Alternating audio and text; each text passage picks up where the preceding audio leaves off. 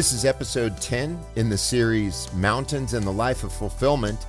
And here we have kind of an interesting reference in the book of Revelation that hopefully doesn't seem like jots and tittles. I never want any of these studies to seem like we're just, making a mountain out of a molehill at all. I think that we can use these things as wonderful examples to us. For us and for living. But in the particular passage of Psalm 46, it says, we won't fear even though the earth changes and the mountains are carried into the sea or slip into the sea. And I think I've pretty thoroughly shown that God wants his people, as the widow in Luke chapter 18, he wants them to continue pressing, praying. And that's what Old Testament Israel, the lost sheep of the house of Israel, the true believers, that is, who were persecuted by the Pharisees. God wanted them to continually pray, to pray for the removal of that mountain. But it was a mountain to which they had become addicted. Like the temple. Again, as I've mentioned, they swore by the temple. They worshiped and served the creature more than the creator. The law of Moses, that was what he's referring to there in Romans chapter 1. And so here's this persecution that's been going on from Abel to Zecharias, Matthew 23. And this widow, I'm pretty sure she represents Israel, the northern kingdom that was divorced. She was a widow. And he said that he would avenge them speedily. Revelation chapter 6, verses 9 through 11, up above there, for you, up above. When he had opened the fifth seal, I saw under the altar the souls of those who had been slain for the word of God and for the testimony which they held. And they cried with a loud voice, saying, Until when, Master, holy and true? Some translations, how long? Until when do you not judge and avenge our blood on those who dwell on the earth? So they were praying for that. And Jesus said, you have faith, you could pray to this mountain and it will be thrown into the sea. They were being persecuted. And so here's this prayer, I believe, and watch what happens. And white robes were given to each one of them, which of course is the righteousness of Christ. And it was said to them that they should rest yet for a little time until both their fellow servants and their brothers, those about to be killed as they were, should have their number made complete.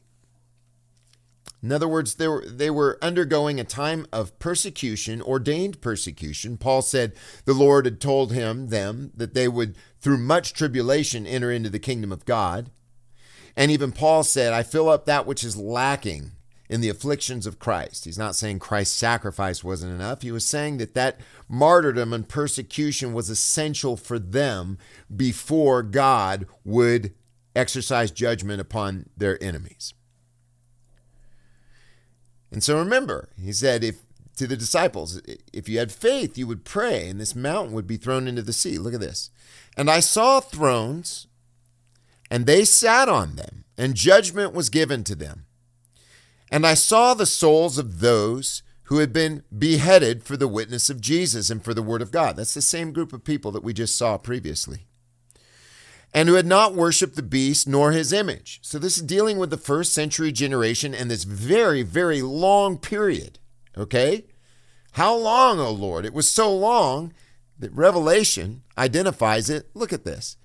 They did not receive the mark of the beast on their foreheads nor in their hands, and they lived and reigned with Christ 1,000 years. And so it was during that time that they were actually reigning with Christ. He must reign until he puts all enemies under his feet, 1 Corinthians 15. They were looking forward to that time of victory, the outward sign of the destruction of the temple and Jerusalem.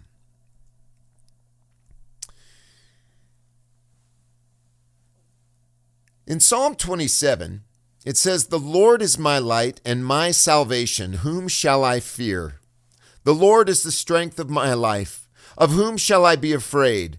When the wicked, my enemies and my foes, came on me to eat my flesh, they stumbled and fell." And this "eat my flesh," it's just metaphorical terminology used to describe accusations. Okay? Accusations.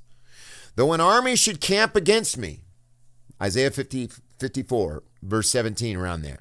"Every tongue that shall rise up against you," right? "Though an army should camp against me, my heart shall not fear. Though war should rise against me," the warring of words, "in this I am trusting. One thing have I desired from the Lord," and this is what they longed for in the Old Testament, "that I will seek after, that I may dwell in the house of the Lord all the days of my life." That's the church. That's the temple. Please see my series on the church equals the temple of God. To behold the beauty of the Lord, that is, to dwell in the house of the Lord, is to behold his beauty. We are beholding the beauty of Jesus now. This is looking forward to this new covenant and to pray in his temple. That's what God's people do.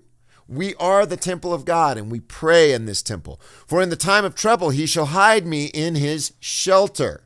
God is our refuge, our very present help in time of trouble. He's our strength. "In the time of trouble, he shall hide me in his shelter. In the secrecy of his tabernacle shall he hide me." That is what happens when we are dwelling with God's true people, the tabernacle of God. We are called the tabernacle. We're called the temple. We protect one another. We restore one another. Again, Galatians chapter 6. He has committed unto us the ministry of reconciliation. We should be protecting. We should defend. The Bible speaks of this city as having walls. It says, "The strangers shall build up your walls." These are walls of defense. How? What's the defense? It is God's people with the gospel saying, "Look, this person has fallen. He's a righteous man. He's righteous by the blood of Christ. Righteous man falls down 7 times, but he gets up." So we are in the secrecy of his tabernacle. We are hidden. Our life is hidden with Christ in God. We are protected. "He shall set me on a rock." We're on a rock. Amen. It's the rock of Christ. "And now my head shall be lifted up above my enemies, my encirclers, and I will offer sacrifices of joy in his tabernacle." There's Hebrews chapter 13. Sacrifices of praise and thanksgiving. Praise from our lips. "I will offer these sacrifices of joy in his tabernacle. I will sing praises to the Lord. Hear, O Lord, when I cry with my voice. Have mercy on me and answer me. My heart says to you, seek my face. Your face, O Lord, I will seek." That's the beauty of the Lord that we see now in the new covenant. We are beholding the beauty of the Lord in his tabernacle. "Hide not your face from me. Turn not your servant away in anger. You have been my help. Leave me not, neither forsake me, O God of my salvation. When my father and my mother forsake me, then the Lord will take me up." Isn't that beautiful? And that's really kind of what happened in the Old Testament. Those who professed to be the mother had forsaken him. This really is Christ first speaking these words. And because we're in him, he is speaking on behalf of Israel of old. But now, we too, through faith in Christ, have entered into the gates of that city, entered into this tabernacle. "Teach me your way, O Lord. Lead me in a plain path." Jesus is that way. He is the door. He is the way through the door. Amen. He's the gate. "Because of my enemies, deliver me not over to the will of my enemies, for false witnesses have risen up against me." The false accusations of diabolos, false accuser, slanderer. "And he that breathes out cruelty. I would have fainted unless I had believed to see the goodness of the Lord in the land of the living." Same thing. The tabernacle of God, the house of God, beholding the beauty of the Lord. This is the land of the living. "Hope in the Lord, be of good courage, and he shall make your heart strong. Yea, hope in the Lord." So that is episode 10, and we hope that you would recognize that Christ has indeed cast that old mountain into the sea. They prayed, and that's what he says in Revelation. I saw a great mountain burning with fire, cast into the sea.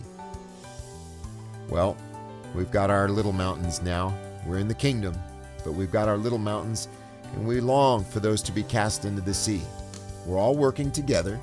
We're all struggling together, and we are all beholding the face of Jesus Christ. One thing have I desired, and that will I seek after, to behold the beauty of the Lord. We are beholding his beauty. Amen. God bless you.